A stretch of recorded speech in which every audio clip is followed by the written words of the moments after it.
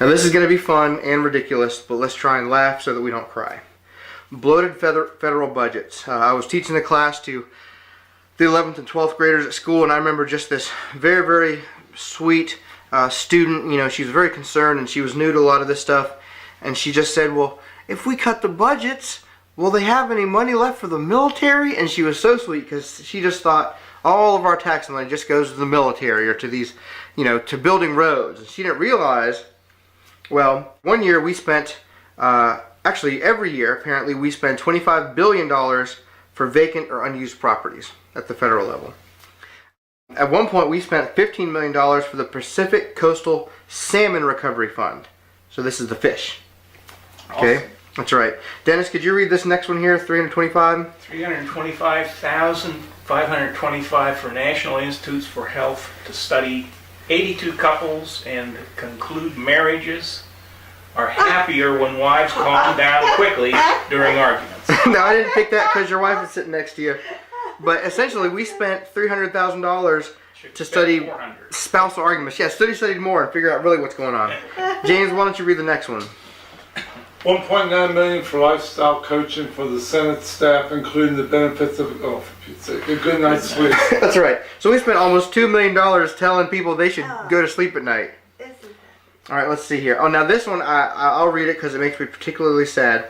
But we were planning on destroying more than $7 billion of equipment rather than selling it or shipping it back home from Iraq and Afghanistan. I mean, that actually makes me sad.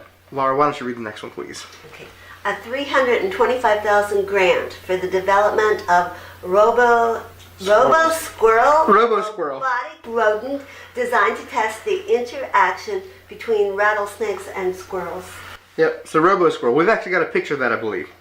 An estimated $70 million loss for producing pennies. In other words, the cost to produce a penny in 2012 was more than 2 times its actual value. So we had deflated the currency so much to where we're actually losing money every penny we print or that we create. $3.3 million to bail out a failing Alaska tourist boat. $505,000 to promote specialty hair and beauty products for cats and dogs.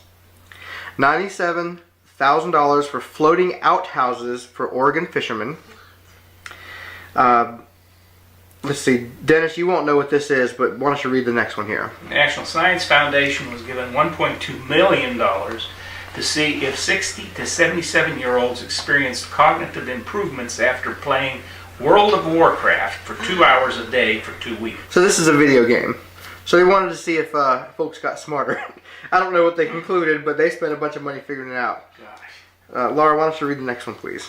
$559,681 grant to study impaired metabolism and performance in crustaceans exposed to bacteria, shrimp, and crabs on a treadmill. Remember, we watched those videos. So they spent almost $600,000 studying the shrimp. And remember that guy that we watched the video, he was proud of his study.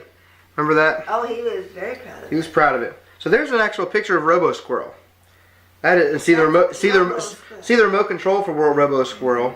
But this is legitimate. This is a thing. There, of course, is shrimp on a treadmill. We watched the video. Yeah. Quite entertaining. We were just rooting for the guy. James didn't know if his legs were actually moving on the treadmill or if he was just floating. There's the crab on the treadmill. We remember that. This is just little. And you can find more examples, like we said last week, in Senator Tom Coburn's annual waste book. The solution? Stop it. Just stop it. And don't worry, to the wonderful, sweet student who was concerned we wouldn't have any money for roads, we'll still have money for roads, even if we cut our bloated federal government.